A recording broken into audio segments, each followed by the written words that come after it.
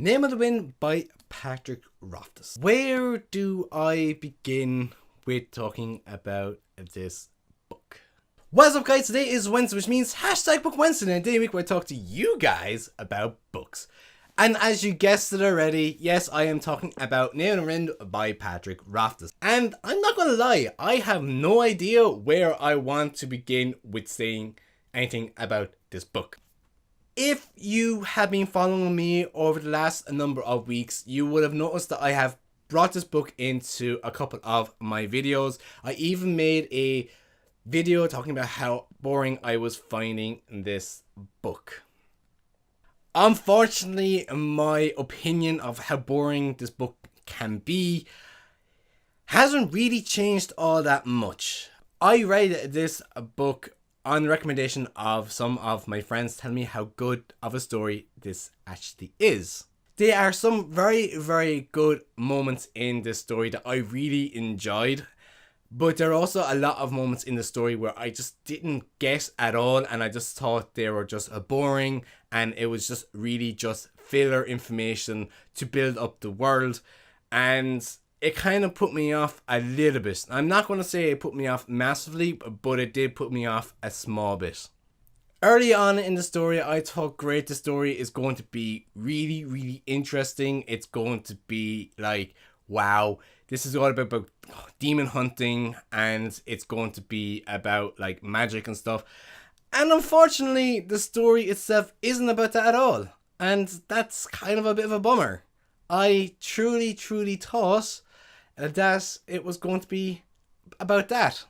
For anyone who doesn't know anything about me when it comes to fantasy, I love my magic side of fantasy. I love the world building around magical worlds, and I absolutely love character creation and building. But this book just was so boring and so hard to get into.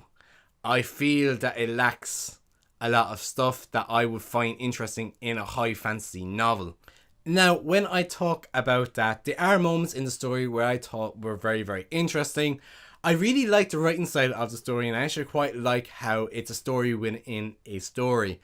And I really enjoyed that part of the story. And more so, I actually really like how it kind of had its moments where I kind of broke off from the story and back into present day and what was going on around them at that moment in time in present day. And I really, really like that. And that kind of really kind of made it kind of interesting and aside for me, because I quite like stories that are like that.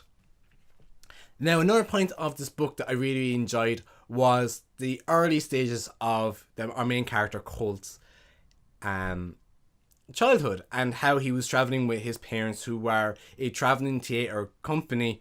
And I really liked that. And I was kind of a bit gutted about part of the story, and it completely not really changes.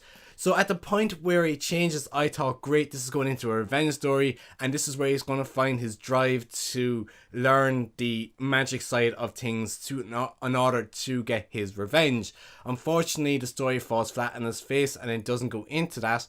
He goes on into a city where it talks about how he survived for 5 or 6 years in the city.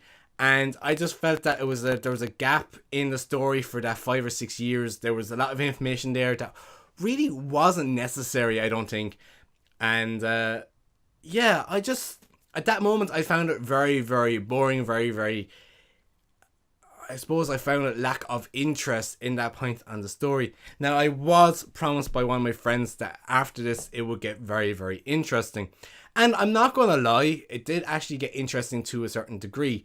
Now, the story follows Colt in the fact that he goes off to a university, and he's quite young going into this university. He's the youngest member of the university, I believe, in the story.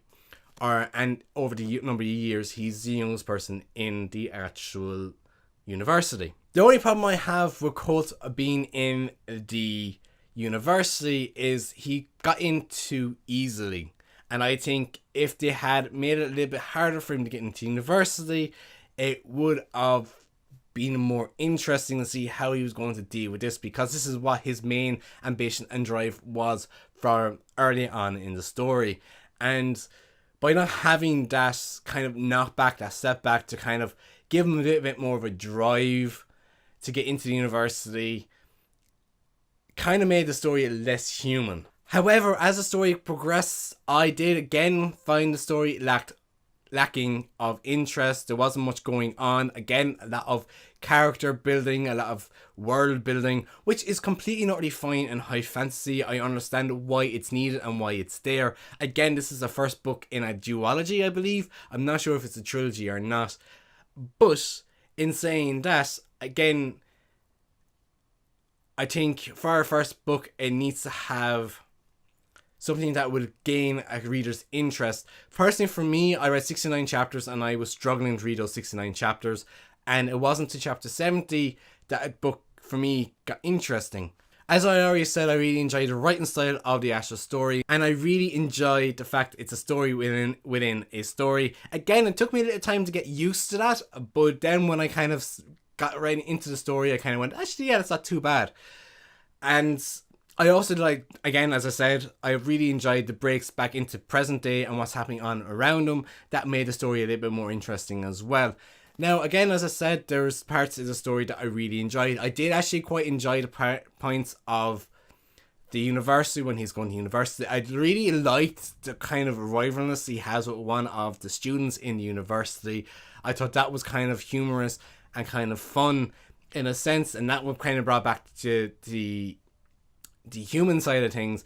Again, there are certain elements of the university I don't like.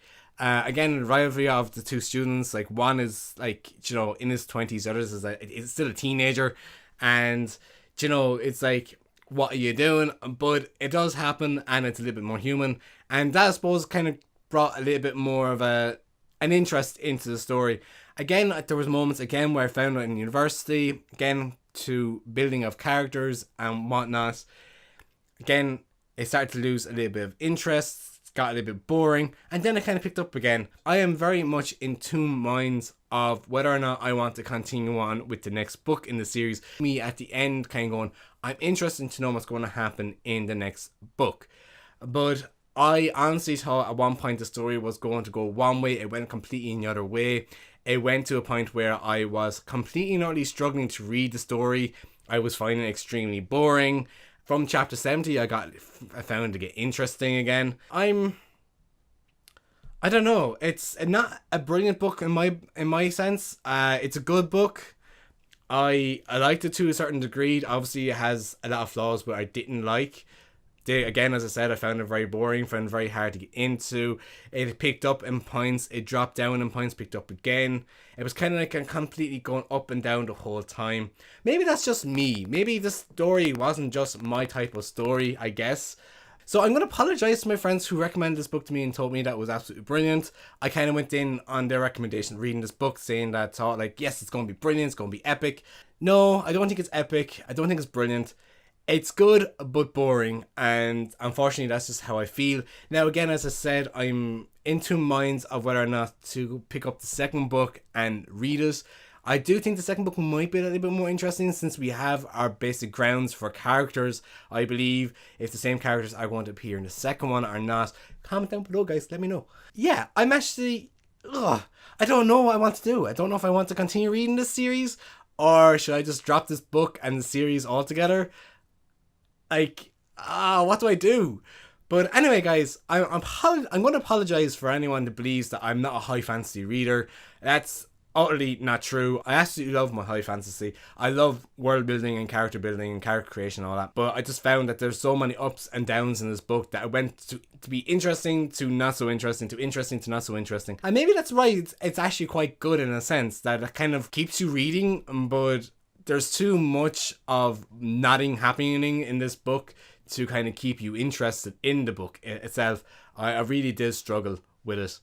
Anyway, I'm going to end this video right here and my thoughts. I am going to do a write-up of this where I kind of go into a little bit more detail on my full thoughts of the story, and I will have a link of that on my Twitter if you want to go check out my Twitter for that link at some point in this week. I also will have it linked in this video at some point as well. On that note, everyone, if you like this video, please give me a good old like. If you haven't subscribed, you can click over here to subscribe. And if you want to watch my previous videos, you can click them down below. I am going to say I'll see you on Saturday.